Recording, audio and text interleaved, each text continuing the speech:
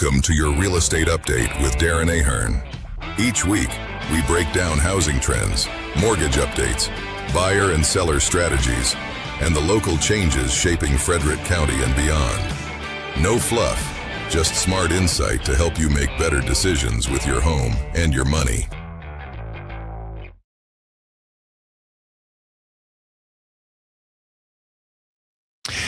Hey folks, welcome back to your Real Estate Update. This is your weekly dose of real estate craziness and what is happening out there in the market all over the United States and of course right here in Frederick. Welcome to the Everything Frederick platform. We are right here in Studio 401 on North Market Street. So I am Darren Ahearn, your co-host from RE/MAX Results, bringing you over 23 years experience in the Maryland and PA and all over this country's region.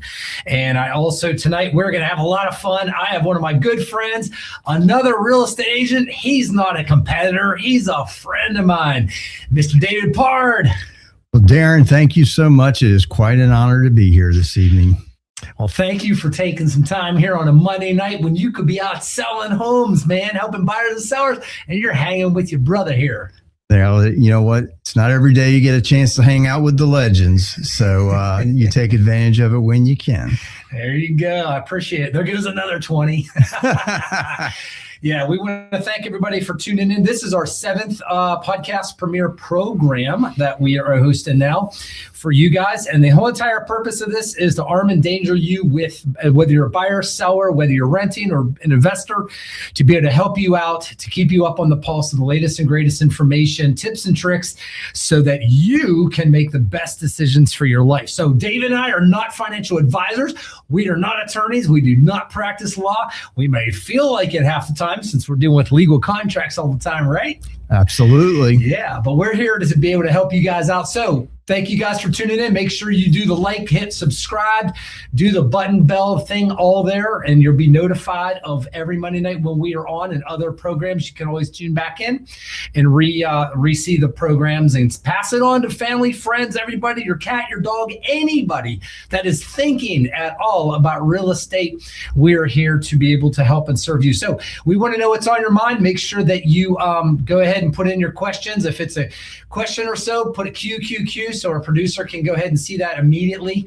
And we will be more than willing to try to tackle that during this 1 hour or so segment and all that. So also want to take a minute and thank our proud, awesome sponsors. First and foremost, Terry Kernan and his big crew over at Presidential Bank Mortgage, who have been in the mortgage industry well over 30 years and does a great job. And they do just fantastic. Also, Community Title Network, Brian Paul and Mikey over there with their crew. They're very good with all that they do, professional as can be with all the title stuff for your needs. And of course, the one and only benchmark of Frederick County for insurance, Connie Phillips Insurance, who is awesome, her and Carl and their crew, Amy and everybody over there who does all my personal insurance, my cars, my kids.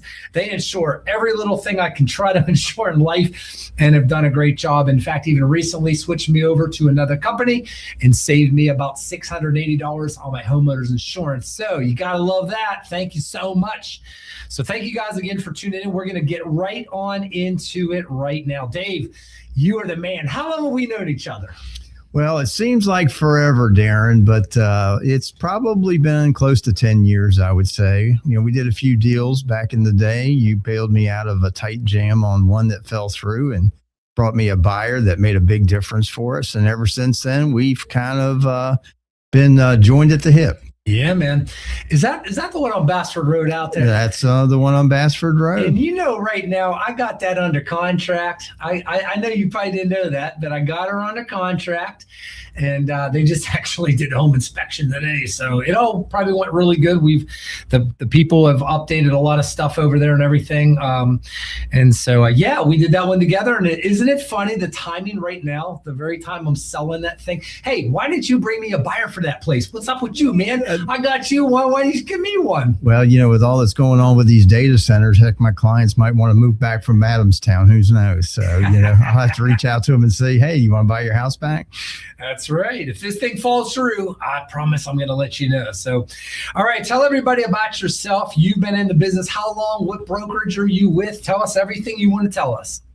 Well, I am currently with Sampson Properties, and I'm could sorry. not be. No, I'm just kidding. We love you. You're right across the hall from us at Remax. Yeah, so we're cellmate. I mean, on the same floor of the building, together over there on Presidential Court. I've been tied into real estate. I hate to even say this out loud, but close to 40 years. Was spending a great deal of time with new construction early in my career.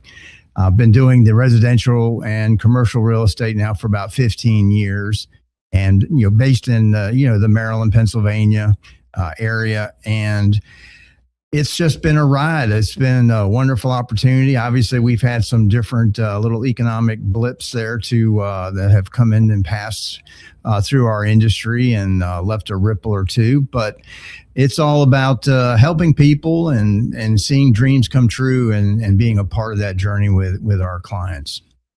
Awesome. Many years. Yeah, my background, as you know, was in the new construction. My family, we had a concrete company, and we built half of Spring Ridge back in the late 80s when I was about 17 and 18 years old. I was walking up on those foundation walls and pouring concrete in them, and now behold, selling the places. It's crazy to think.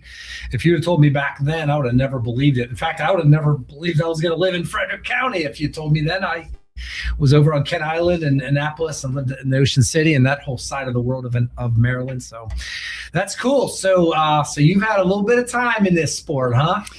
Well, yeah, we've had an opportunity to see a lot of changes. Obviously, Frederick County continues to grow. I am unfortunately old enough to remember when Warman's Mill was a big giant field with an old farmhouse before the very first house was ever built there. And the rest is history. As time and things develop and change, we have to adapt with it, and we certainly we get challenged for sure, especially changes in the industry, changes in technology, changes in the law. It's a never-ending adjustment, if you will. We pivot constantly.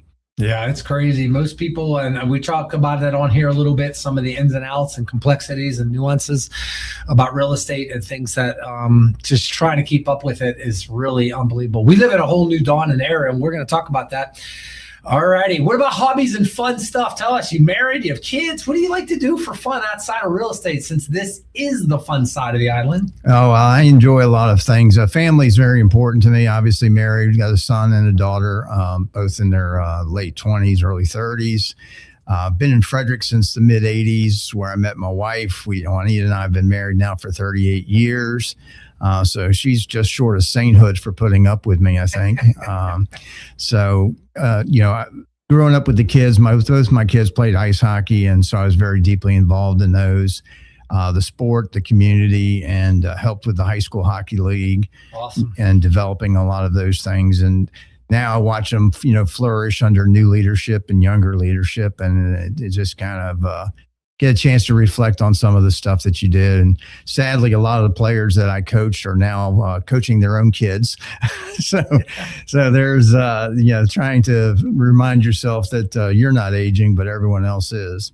Yeah. But I love to golf. I love the outdoors. I love helping, working inside the community whenever the opportunity allows me to. So what in the world possessed you? I hope you told your wife before you got married, I'm going to be a real estate agent. Get ready for this journey, right? Get ready for the craziness every day.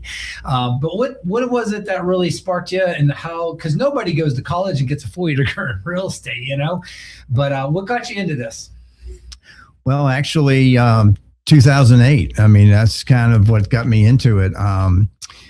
The industry changed quite a bit. It was very disruptive to my career at that time, and it gave, life sometimes gives you the opportunities to take a pause. And so my wife said to me, well, this is, not something we're planning for, but if you could do one thing or change one thing, what would you do? And I said, well, I go get my real estate license. And so that's kind of was the stepping stone to doing that. So everybody wants to try this sport out at some point in their lives, don't they? Well, it's, it's funny, when some people ask me, well, what's the difference really between working in the new construction world and what I call, traditional real estate? And I told them, I said, well, traditional real estate, tends to be easier. And they looked at me and quite funny. And I said, well, in traditional real estate today, if we're not ready to settle on Tuesday, we settle on Wednesday. And I came from a world where my clients were national builders, and you would move heaven and earth, but you will never move a settlement date. So, a little bit different stress level, in terms of things that you had to do. And of course, the timelines in which you had to do it. Yeah. That's good stuff. Yeah, we all somehow, life changes and we get into this, and it's good. So we've been in this a long time. We have seen a lot of things, and that's what we're going to talk about tonight. I want to get your perspective on things like that, because, I don't want anybody just to believe everything I say and the craziness of what we see each day. I want to be able to hear some of your experiences and what your thoughts and predictions are. Let's jump into Frederick County, stuff like that. We got the whole nation and all that. You hear a lot of stuff out there, and I tell people all the time, you got to be really careful of what news sources and what data and what things you're seeing out there. If you really want some good inside stuff that I listen to, I subscribe to at least 3 or 4 podcasts that are very, very on it, very accurate. And it's not all these crazy TikTok stuff that you got to be careful about, right? So, all right. What's your favorite source of information, though, about real estate? That's a good one. Well, I think the best source really is taking a look at the data that we have available to us specific to the markets that we're working in. I think you and I recently were talking about, again, depending on sources of information, you can be misled to having a misunderstanding of how things are, because real estate's very, very localized.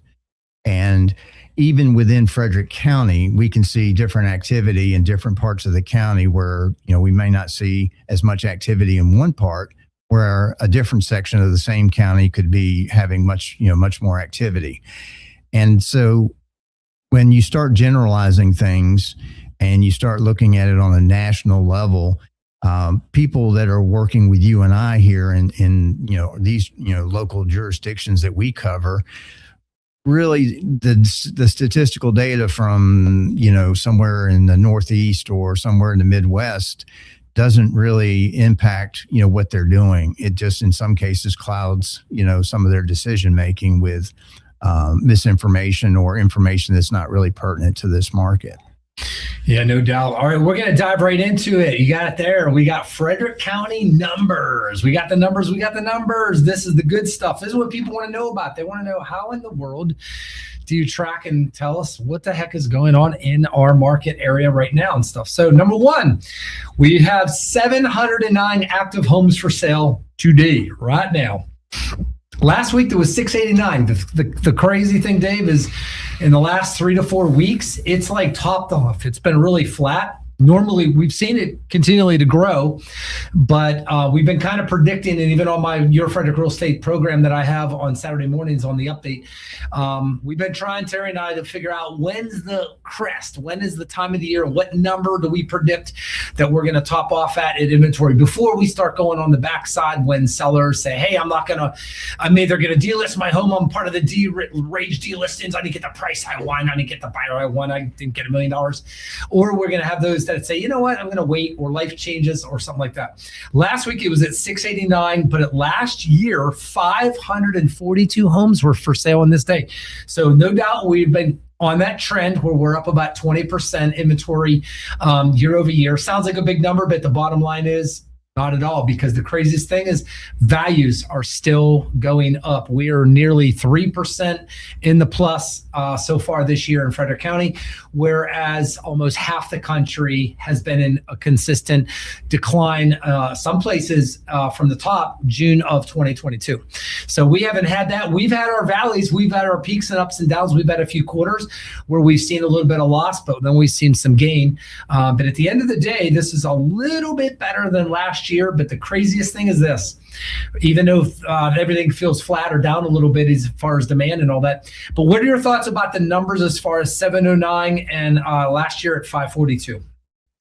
Well, to me, that's some of that, to be honest with you, is probably the impact of days on market. We've been dealing with, I don't want to get too far ahead on something we may talk a little bit about here in the future, but product seems to be staying, we're 2019, the average days on market were somewhere between 30 to 45 days to sell a home.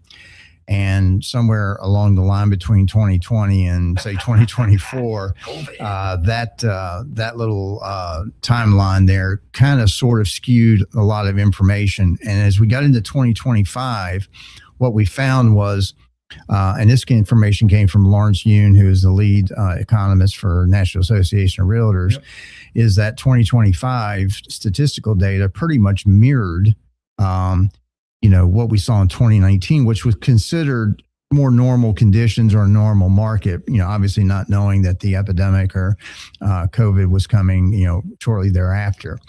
And so you get through 2020 to 2024, I feel, and my opinion, kind of represents the COVID era. And now as we get into 2025 and 2026, I think we're dealing with a more, traditional, I don't want to say normal, but more traditional market. Yep. Still a seller's market by data, if you will. Right. However, it sure looks a lot like the buyers are a lot more empowered. And that's just based on what we've seen over the last few years. Yeah, no doubt. Coming soon, 84 homes. And that's been about where we've been hanging out for like the last month or two. The craziest thing, Dave, is how much of an impact the war was delaying the spring market by 5 weeks. And the spring market in the summer now has not, thank God, been a nothing burger, a dud, like we felt a little bit more last year. But it's actually hit us all at one time. It feels like much, much more. What are your thoughts on that? Well, I think that when people ask me about the real estate market, Darren, one of my answers usually is pretty simple. What's going on in your life? Because for my clients, typically, I can tell you that in all the years I've been doing this, I have never received the following phone call. Hey, Dave or Darren, I've been studying market data now for years, and I've been tracking everything. And based on all of my research and my data and AI and everything else is telling me that today is the peak of the market. I want to sell my home, or I believe that interest rates are at a place where I can go ahead and buy my home that I want. And this is what's driving my decision makings. The phone calls I get are, something's changed significantly in their life enough to stimulate the need for change, whether it's growth or aging or downsizing. In some cases, expansion of your family. In some cases, it's the reverse of that. And so that is kind of what's driving everything. And sometimes those things are somewhat isolated, if you will, from what's quote unquote going on in the market. There are higher priorities. I'm relocating, a new job, something of this nature. Parents are not doing well, and we're going to bring them into our house instead of, putting them into some sort of assisted living or care facility. And our house currently doesn't accommodate that. So we need to find something that, would be more multi-generational, where certainly that's becoming a little bit more of a buzzword in our industry. I think you're maybe seeing the same thing.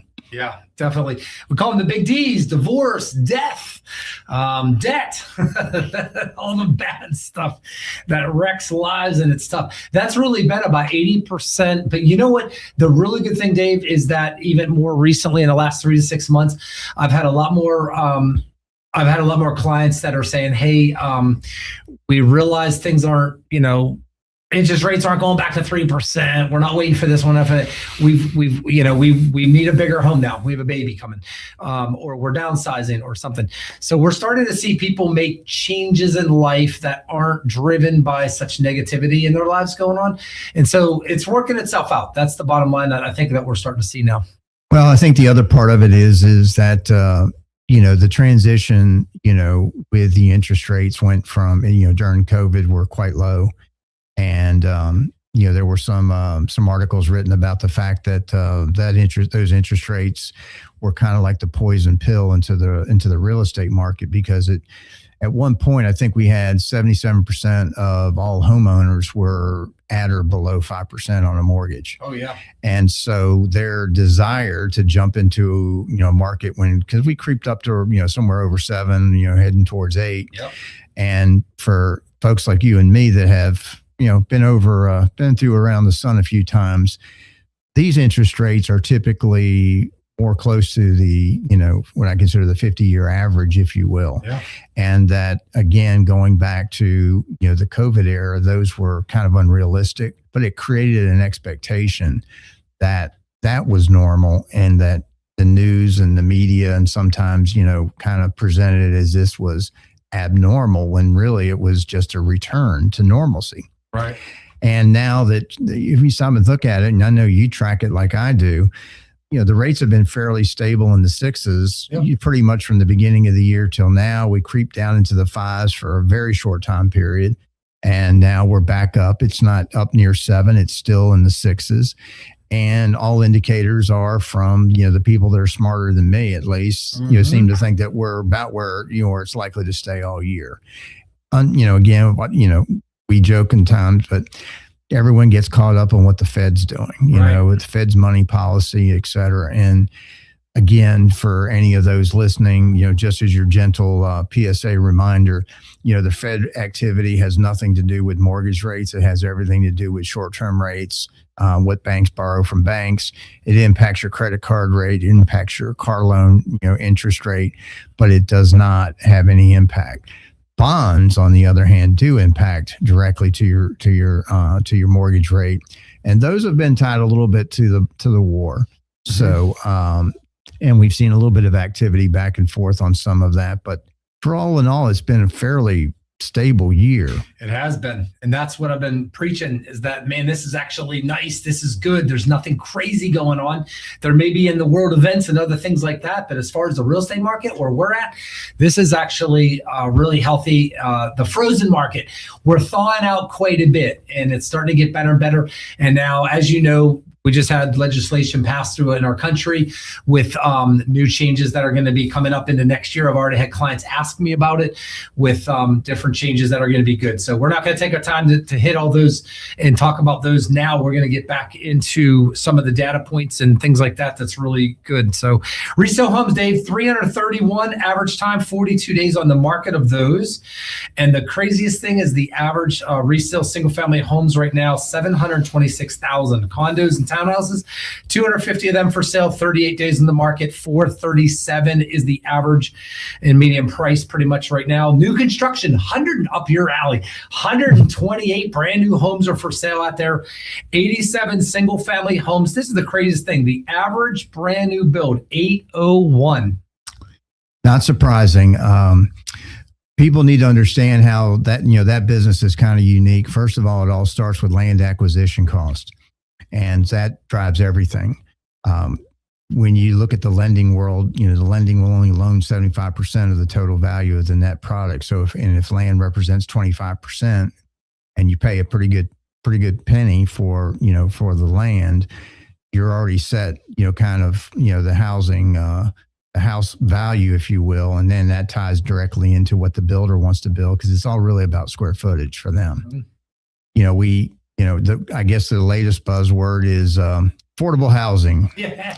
As I call that, is the oxymoron, because there's no such thing. And not to get too political, but the things that drive the cost of the home up are not really anything to do with the brick and mortar part of it. It's not a whole lot to do with the labor. And, the one thing that's not changed in the constant world since 2008 and even through COVID is land costs have not moved backwards at all. Yeah. They've stayed steady. They continue to increase. Land is very challenging. It's hard to get building lots. And so builders will pay a premium, for something that they can build on. And so, the days where the builder used to take on the land development aspect of it are history. And that kind of ended at the end of really the 80s, if you will, or the end of 70s and 80s. And since then, they wanted, how would you say, push off risk. And so they push it to the developer. And so the developer has to go do the hand-to-hand combat with the local jurisdictions to get everything approved and go through the process of, I call it, getting everything approved through various means of extortion for land, for school, land for parks, and all the things. And those costs get passed on to the homeowner. So the cost of new construction, there's nothing that is there that's just a time savings for them. And people want a smaller house, but that drives up the square foot price. And it becomes incredibly challenging to make that affordable. Right. I mean, again, old guy here, but I remember when Michael Sponseller built houses in Lake Linganore and Pinehurst and sold them for $70,000 on, maybe 1/8 of an acre lots. And, you probably going to spend $70,000 in fees before you before you ever touch the shovel touches the soil to begin to build, a new house today. So when people ask, why are things so expensive and these daggone bad builders are overcharging, it's, they're just basically absorbing all the cost to build, and they're putting it into the cost of the product. Yeah, that makes sense. That's the key thing to think about. So looking at more data under contracts, we have 525 homes under contract right now.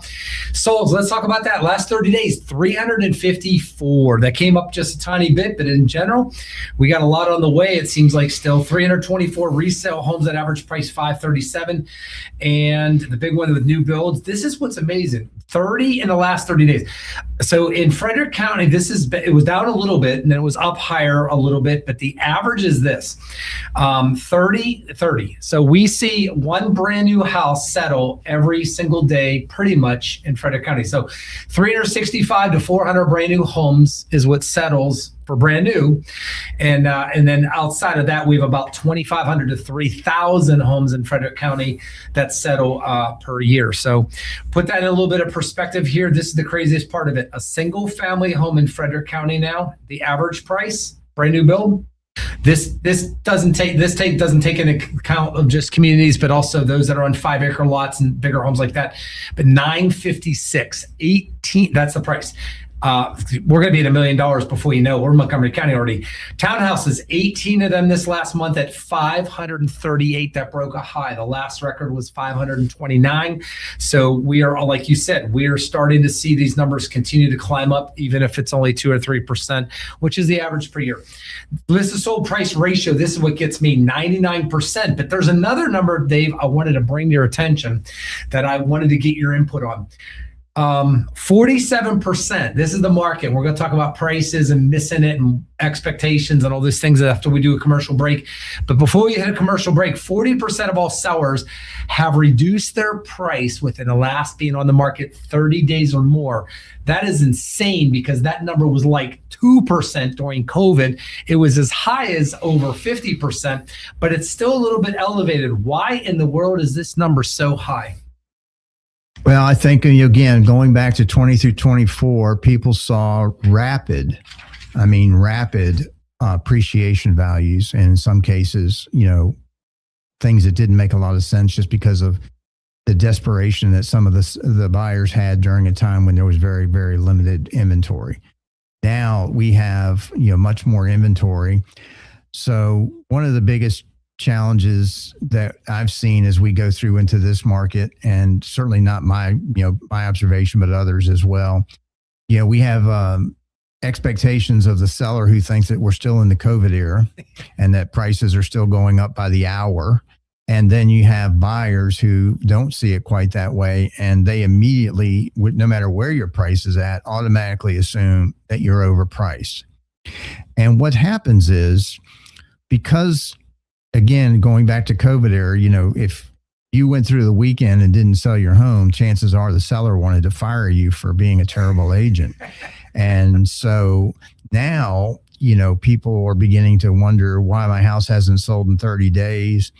And, what I continue to remind my clients is the market price will be set by the buyers. It's not set by, anyone else. It'll be validated by the appraisal people. But at the end of the day, it's going to be set by the person who's willing to write a check for your house. And so we got people that, let's face it, I mean, to speak candidly, we've got some listing agents that listen more to the seller than provide a good counsel and guidance. So they start out a little bit high and then, have to work their way down to where the price point, is. Some cases, quite frankly, I just had a listing in Sykesville where even though we were the highest priced house in the neighborhood, we were the lowest price by square foot. And we still had to go through a couple of price repositions before we, were able to go under contract. Yeah, and that's happened, and I've had a few of those in the 800,000 and above range where we missed it by $10 on paper. It looked fine. In the reality of a buyer's expectation of what they're willing to do in that moment for the buyer that wants your home, that could be very different. And that's the X factor that you and I, Dave, we could never predict that for sellers. It's one of those crapshoots where we see what happens here a little bit, but there are some strategies that can curb those ideas and making sure that you're not part of that 47% where you're upset about things. All right, let's take a commercial break here. When we get back, Dave, we're going to talk about how's the market from your perspective and what buyers or sellers are telling you along those lines as well. So here's our sponsors. Thanks so much. Hi there. I'm Brianne Paul, an attorney with Community Title Network, the most trusted title partner for real estate professionals, buyers, and sellers. Our experienced attorneys, settlement agents, and processing staff put you at ease whether your closing involves residential real estate, commercial real estate, or other real estate matters in between. We work with the most respected title underwriters in the region to make sure your rights are protected and all title problems are resolved quickly. Experience close to home with our many locations, serving Maryland, Virginia, West Virginia, Delaware, Washington, D.C., and Ohio, as well as remote signing options available. Reliable, efficient, top-notch service. That's Community Title Network. How can we help you today? Find us online at www.communitytn.com or call us at 301-304-6620. Life doesn't always go as planned, but with Connie Phillips Insurance, you'll be ready for whatever comes your way. As an independent agent, CPI shops multiple carriers to find the right coverage at the right price. Auto, home, life, or business, we got you covered with personal service you can trust. Call Connie Phillips Insurance today at 301-662-5717. Remember, advising what's in your best interest, not just selling policies. All right, we're back. I am Darren Ahearn with RE/MAX Results, and I have with me David Pard, one of my good friends, colleagues, agent, and we're talking shop about real estate. Here's the biggest question everybody asks. I love it. Don't you just love it? Over decades, you hear the same thing over and over again. How's the market? And my answer is, as to every real estate question that you could ever ask and never be wrong, it depends. And, it depends on what's going on in your life, and it depends on where we're talking about. It depends on, what your timeline is. And, all these factors come into play as to, what the answer to that is. And so, we don't have to deal with, do I need to wait, in time? But however, that's still a mindset out there.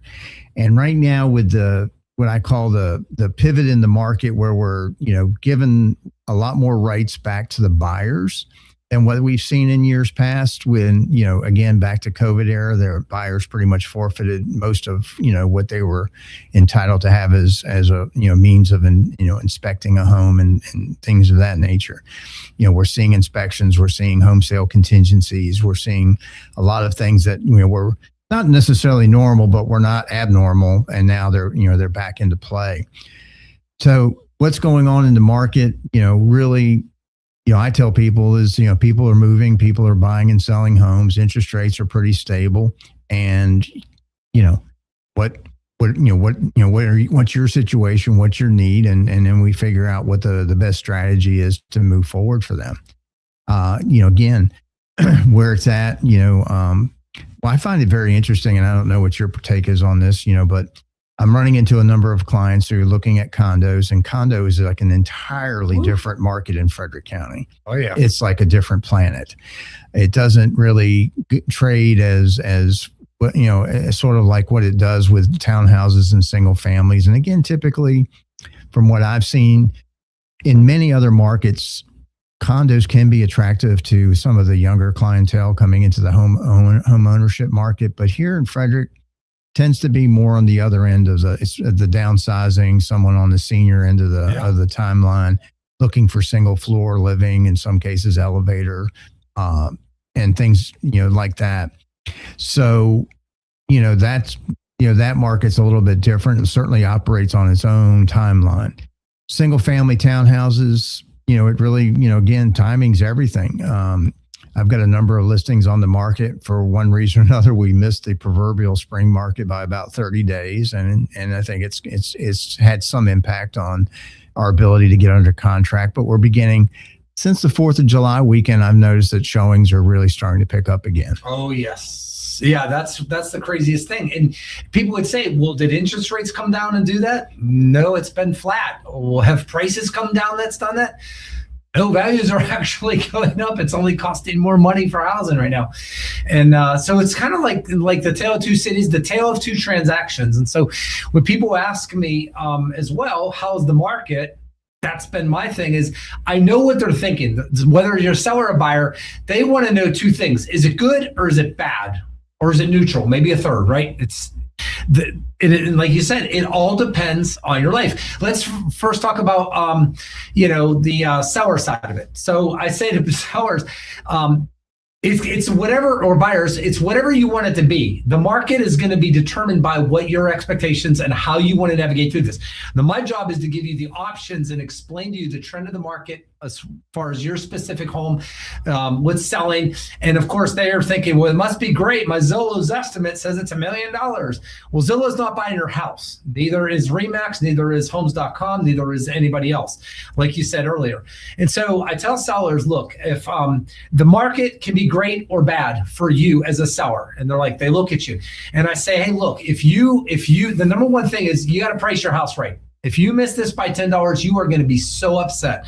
And it takes a lot of effort and a lot of work to be able to hone right on in a very tight bracket about how to do that. And I know we both have different procedures and we look at all the data and different things like that. But at the end of the day, the trend is our friend as well. And the X factor, David, you and I don't have is we don't know how many buyers want what you have in this given moment right now. That is something no one can predict, because what it was last week, if you put your home into the market, and what it is next week or a month or further down the road from that time frame, no one can predict none of that kind of stuff, But as a whole, we know things have picked up quite a bit. So the first thing I like to say, to the sellers on that note is, price is everything. Price. If you don't get that right now, that works in conjunction with condition. So it's great if you price your house at market or a little aggressive, because why? You get a fist fight in the front yard. Tale of two stories. I have a place right now down in Mount Airy, beautiful place, 2 in-law suites, rancher, first level living, all brick, gorgeous, 3-acre lot, wonderful area, private, the whole 9 yards. Everything is great about it. I've had 10 showings, 3 at an open house, and plus 10 more. And I know we're pretty close, but the market keeps saying, no, thank you. Whereas I just listed a home here recently, a townhouse, like you said, in that 400,000 type range, right here in Ballinger Creek, no city taxes, nice neighborhood, schools are pretty decent there too, blah, blah, blah. You go through all that stuff. And the seller was wise enough that we're like, you know what? I want to have a fist fight in the front yard, because you showed me I want to get the most money, best terms, conditions. We've had 37 showings in 4 days and got 7 offers. And one of the offers is $36,000 above the asking price. Somebody says, wow, they would have looked like they were giving the house away. No, they weren't. And now, not only did they get $36,000, and it's going to be pretty much guaranteed, because why? The buyer, they threw out the appraisal. There's no appraisal contingency. They threw out the home inspection. They threw everything out. It's a conventional loan, not quite cash. And that's the winner. That's the best. And my seller today said to me, this is absolutely amazing. Great for him if he overpriced the house and said, no, I want to be $30,000 higher. We would definitely not have had the results we've had. In fact, if anything, he already knew he would have been chasing the market down, and its settlement would have probably got $10,000 or $20,000 less, because he didn't listen to the market and what's happening. So that's the success side of it. And then for the sellers, there's a lot of that are in tune with the condition and other things like that. And on the buyer side, market's great. If you got good credit and money, man, you don't have a house to sell contingency, you're in a great position. But if you have rough credit, you don't have any money saved up, you got $1,000 to your name, and your expectations are, I want a $700,000 house for $500,000, I'm going to put low ball offers in, you are going to absolutely hate real estate market right now or any time like that. So it all depends on expectations and things like that. So I know I've shared a lot in that. What are your thoughts on that with buyers and sellers, and what do you see them thinking and saying as you work with them right now in this market? Well, I think the key word out of a lot of the words that you shared there is really expectations. And I was talking to a very good friend of mine, colleague, the other day, and I indicated that expectations are everything. And that's whether you're dealing with a buyer or a seller, and understanding that you need to make sure that we have clear, first of all, you need to have a clear expectation of what they're expecting, what they're looking for. Your job as an agent is to make sure you define the expectations of what they can expect. I use the GPS analogy quite a bit, and I tell people that there's a lot of different, with the GPS, it gives you options on how to get to where you're going. You just get there differently, longer, shorter, toll roads, different things, and finding which way is best for you, and then setting the journey for that. I also remind that if you're selling your home, that selling your home is a lot like dating, and that, the longer you're on the market, people tend to ask what's wrong with you. Yeah. And so as a result, a lot of times the motivation of a particular client's needs, is going to dictate really to some extent our go-to-market strategy. So for example, with a listing where someone's relocating, they, are going to be leaving town, need to get kids enrolled in school into a new area, and so they're very anxious to close the chapter here. We're more likely to want to go to the market with a very aggressive pricing strategy, similar to what you described in your townhouse. You've got someone who's thinks they're not in a hurry, they're not sure where maybe we don't see eye to eye on going the go to market price. I don't like to go to market with a bad price, because you have to defend it to somebody, either to an appraiser or to other people. But I tell them very quickly, the market will speak to us depending on number of showings, how many people come to the open house, and we need to be prepared to listen to what the market tells us and prepare to act accordingly. Price repositions are not a bad thing when they're done properly and they're done with proper strategy. When one of the things in talking to a seller about is, who is our buyer? Who is going to be the buyer for our house? So if you have a house that needs a lot of renovation work, chances are, I hate to say it, but in today's environment with HGTV creating some very false expectations for people, there's not a lot of folks that are looking to take on projects and willing to do all the work that it takes to take something and make it their own and bring it up to current updates. So that person is probably going to be looking, quite frankly, towards your new construction, because that's kind of what they're looking for. They want something brand new, want everything new, everything works. Want to walk in, put my stuff away, call DoorDash, and turn on Netflix.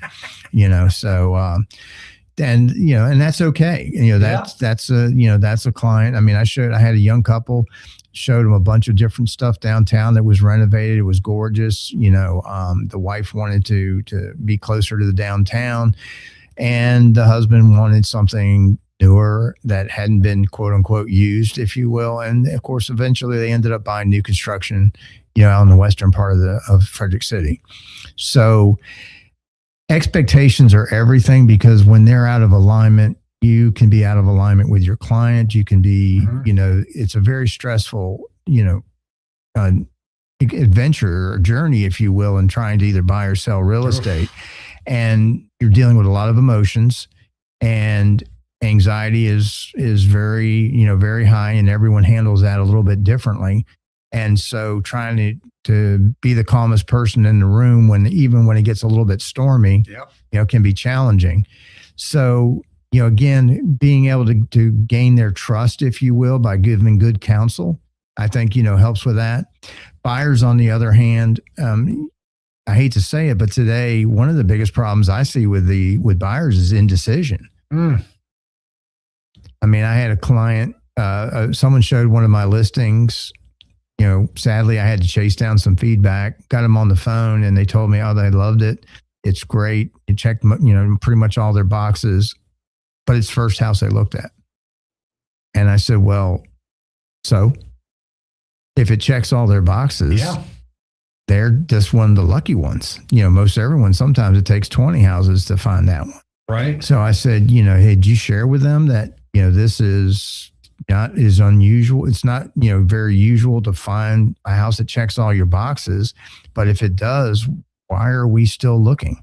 Exactly. And why don't we prepare an offer on this house? Because there's no guarantee. Two things. Number one, that we're going to find one better. And number two, by the time we circle back to this one could be gone. Oh, yeah. And I had some clients down in Howard County shopping in a very high price range in excess of $2 million. We were looking at a lot of product that was in office exclusive category, so it wasn't on the market. You really had an opportunity to write a private offer, if you will, without a lot of competition. And we looked at this first house 5 times, and they just couldn't pull the trigger. And then it went into coming soon, and then it went to the market, and then it was gone like within just a day or two. And they were very upset that the agent that had showed it to us had the audacity to put it on the market and sell it. And I'm like, well, their allegiance is to their seller, not to you. And they gave you a shot at the title. You had 5 peaks. Wow. And we ended up buying a beautiful home, and we looked at so many. But at the end of the day, I think if you ask them privately today, they still have some buyer remorse of not picking their first house. But the only reason why they didn't, it was the first house. Yeah. Yeah. And that's what's crazy with expectations. I mean, we manage them all day long, and having that plan is what's so important. And I think with expectations, the market, there's so many buyers, like you said, that are like, oh, I can think on this. I can sleep on this. I heard, things are changing, and they have all these preconceived ideas. And so, like you said, I couldn't believe how many agents, not just buyers, but how many agents, they were surprised today when they said, oh my, you got to be kidding me. I thought you only would maybe have 1 offer. You have 7 offers. And so here they are going back to their, and so you've got 6 buyers right now today that wanted this townhouse that I had listed. And all of a sudden they're thinking, well, how did this happen? The news isn't telling us that this feels like COVID right now again. And so now they're confused even more, right? Because now they're thinking, oh, I thought that I'd be the only offer. I thought that, and the bottom line is, it's like, no, that's not the case all the time. You got to really pay attention to what's going on with the market. And so it's crazy. Even this, David, in these offers, one of them was below the asking price. You can't make this up. A couple of them were asking for closing cost concessions. And my seller just laughed, and he thought, this is crazy. I can't believe that these buyers and these agents, and they would think like the buyers would want this. And I said, look, they probably needed this, but they were just, hey, you never know till you take your shot at it. But it does come down to expectations. And this is a really big thing. One of the things I listened to in a podcast recently, Dave, is they were talking about, and I don't know if you feel this, that buyers and sellers expectations. Buyers want $1 million for their home when it's worth 700. Sellers, and then buyers, they want a house that's $1 million for $5. And it feels like the divide right now is greater almost than it's ever been in our career. And managing that and bringing buyers and sellers together is really something that can be pretty challenging. And one of the biggest things, Dave, I wanted to ask you about this is I hear so many times from the title companies, Brian over at Community Title and the lenders saying, we have never seen this entitlement is really out of control. And the biggest thing for sellers right now, I tell them is, man, home inspection, buyers are walking away at record pace over the dumbest things ever because they can, and this is what they think. And if they're going to pay top dollar for your house, that thing better be perfect in their mind or they're walking out. And if you're not willing to make repairs or concessions, they're walking away. The negotiating strategies have changed radically just in the last year. What are your thoughts on that? Well, again, key point is that I like to try to anticipate, what's going to happen, what can happen, and be prepared for those. Try to prepare your client as best you can. Interesting, when you have a buy-sell situation where your client's both a buyer or seller today, soon to be a buyer, when they're we got their buyer hat on, you remind them that just remember, this is the same hat that someone's going to be coming into your house as when you're the seller, asking for all of the same things. So as long as you're comfortable asking for it here, I don't want to hear you be upset about when people ask the same of you. How dare they? Yeah. So, and sometimes that helps. And again, this is about setting, realistic expectations. But one of the things that, Darren, that I have a little bit of an advantage of is that, number one, I haven't found a house yet that, no matter what it is, whether it be structural, whatever, a crumbling foundation, everything can be fixed. Yes. Okay. Everything can be fixed. There's no reason to walk away except for, trying to determine how much is it going to cost to fix it and who's paying. And, now you may not agree on those things, but, the people that walk away from, like you said, repairs that, make, whatever. So what I like to do is, if I do know that we, have something like, so for instance, flooring is a big issue, right? Sometimes, something that's worn a few years that, it's kind of borderline as to whether, someone, may want to replace it.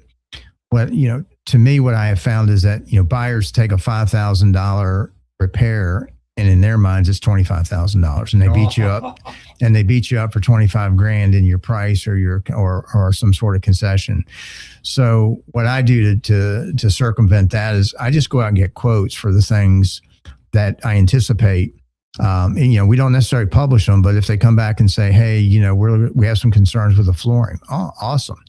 We've taken the liberty of going ahead and prepared.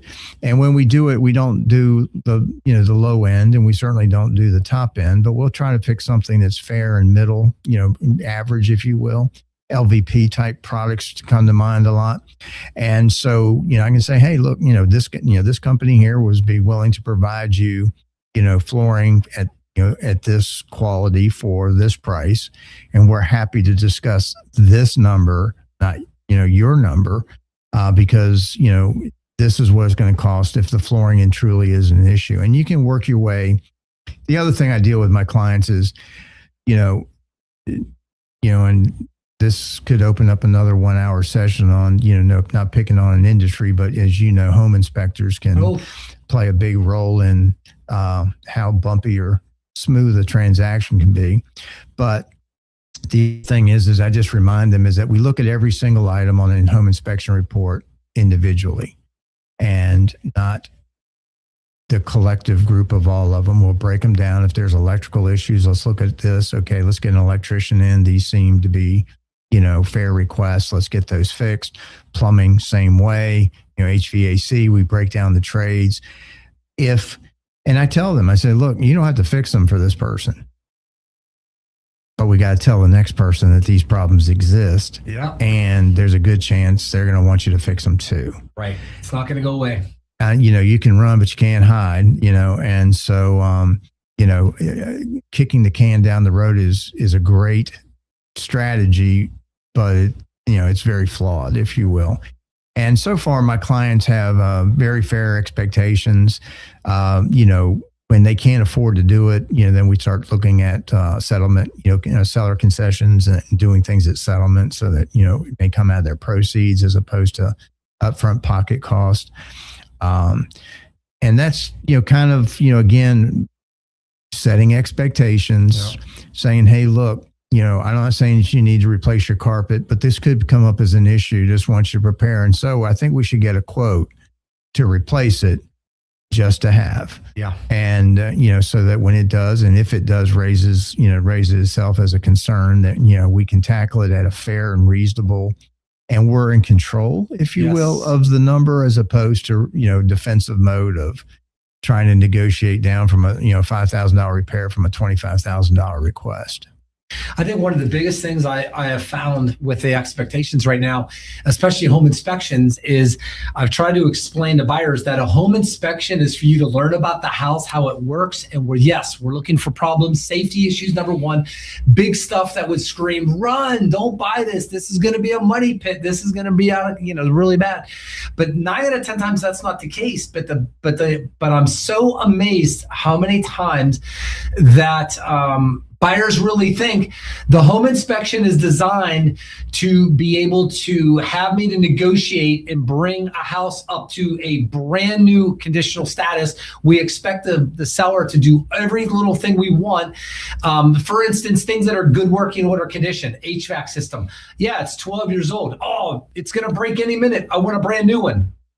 No, that's not the purpose of a home inspection. It's so you learn about it, you understand it, and you can prepare for it.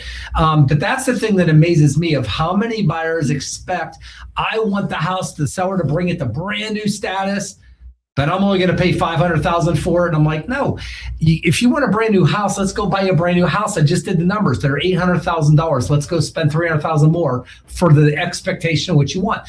That can be a little bit challenging and stuff like that. So, all right, we're going to take a commercial break. We're going to thank our sponsors, and Dave and I are going to come right back. Dave, the big thing I'm going to ask you is this, and if anybody wants to chime in, get your questions in. We're going to answer those. Craziest thing, toughest experience. What's the easiest experience? What are some of the things like that with real estate? And if you could change one thing in real estate, what would it be? And what are future market predictions? Sponsored by Maryland Lottery. Tons of ways to win. Hot scratch-offs like big money where a $5 ticket could net you $50,000 or the $2 Monopoly ticket with a top prize of $10,000. Go to mdlottery.com for all the details. Plus, you can download the app and scan your tickets to see if you're a winner. Must be 18 to play. Please play responsibly. Sponsored by Lawn Squad. Quick and easy quote, and you can be on your way to having the best lawn in the neighborhood. Watch the progress as Brian from Lawn Squad brings Danny's lawn back to life. Visit lawnsquad.com. All right, we are back for your weekly dose of real estate updates. I'm with David Pard. We've been talking lots of different ideas and things about real estate, Frederick County, the numbers and all that. We've been talking about the market conditions, expectations with buyers and sellers, and tips and tricks and things like that, and things to think about. The biggest thing, we got about 5 or 6 minutes. What's the craziest thing you think about real estate? Craziest thing I've experienced, or the craziest thing I see in the industry? All of it. So the deal that you and I did on Bassford Road was a byproduct of probably, you weren't involved in the front part of that transaction, but we were 3 days from settlement, and I represented the sellers, of course, and the buyers on that transaction terminated the deal outside of the boundaries of the contract by deciding to have a change in their marital status 3 days before settlement. That's not good. And so, of course, we were under contract, pending, settlement of this home on their next home, which they lost. And as an agent, I went from hero to zero pretty quickly, as you can imagine. But which is pretty typical with at least my experiences, and I'm sure probably yours as well. You end up in the perfect home. It's not always the way that we designed. They ended up finding the most perfect home in the area we started looking at, but had abandoned due to lack of inventory. Perfect for what they needed. He had too many trees in Bassford. This house had no trees, and they could walk to. She was a school teacher, so she could walk the kids to the school that they were going to, and so that's pretty wild. We see a lot of different things in transactions, of course, and probably some of them are not appropriate for this broadcast, but generally speaking, I mean, people. I had a guy. Again, I was listing agent, and the buyer decided to change their jobs like 2 days before settlement, but kind of forgot to tell the lender. And so when they called to verify employment, the answer was no bueno. That's not good. No, that was a little bit of a fire drill. So, we had to, again, kind of circle the wagons and get through that. If you could see one big thing changing in real estate, what would it be as an agent? Well, I still think it's a relationship-driven industry, in spite of the fact that people are trying to use technology to, navigate through it. I mean, I think that we still probably haven't even scratched the surface of what AI is going to do. But it does certainly empowers your clients to have a little bit more information than they might have. The key thing is going to be able to make sure you can establish your credibility and understand that, what AI may tell them might be the thing to do, may or may not work for them. And, again, it's still about being the client's trusted advisor.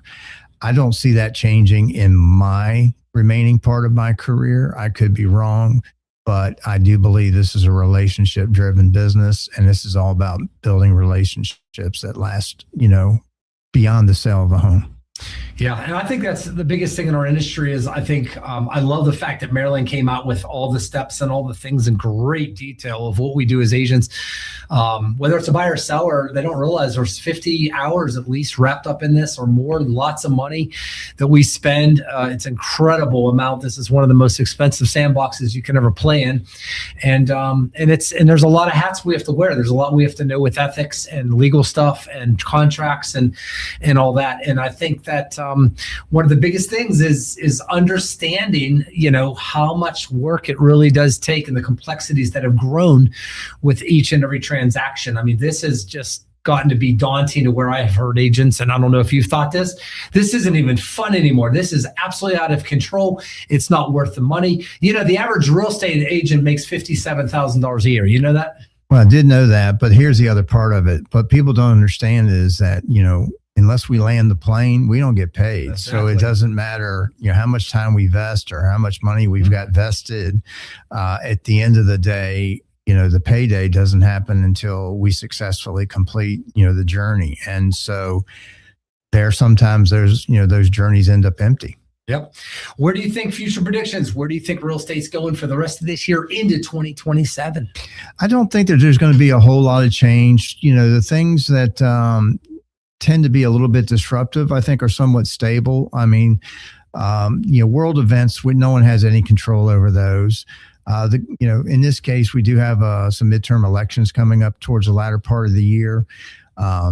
The party in power is going to want to maintain a positive environment for the economy in order to maintain, the position they currently hold.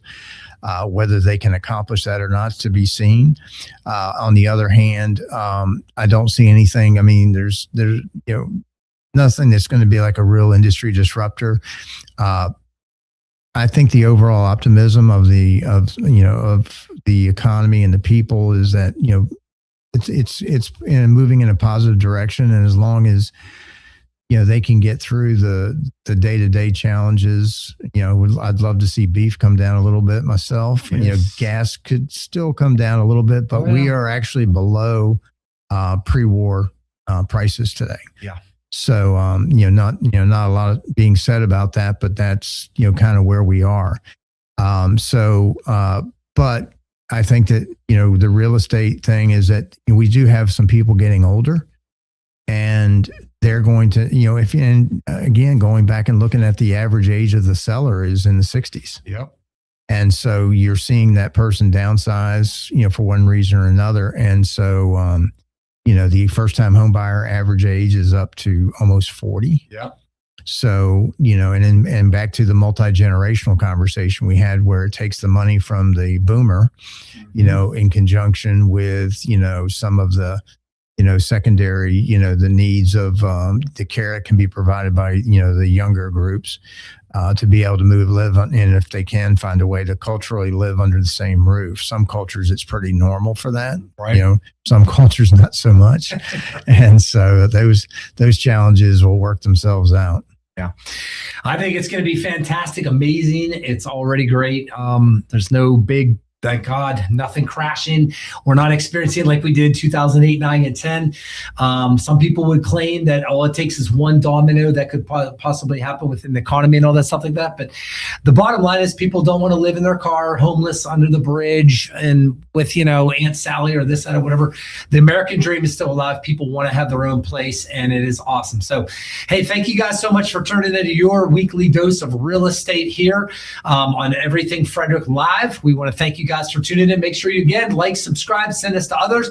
We want to know what your questions, cares, thoughts, and concerns are, because this program is all about you. So we'll be hitting more tips and tricks and latest ideas coming up each and every single week right here on Monday nights at 7 o'clock. So thank you guys so much for tuning in. I am Darren Ahearn with RE/MAX Results, and I've had the pleasure of having Mr. Dave Pard, Sampson Properties. Yeah. So thanks so much. We'll see you on the fun side of the island. Happy buying and selling. Take care now. Thanks for joining Darren Ahearn on your real estate update. For more smart local real estate insight, market trends, and practical advice for buyers, sellers, and homeowners, follow and subscribe to stay one step ahead. This episode is a proud production of the Everything Frederick Live Podcast Network, your home for Frederick's best podcasts, streaming daily on YouTube.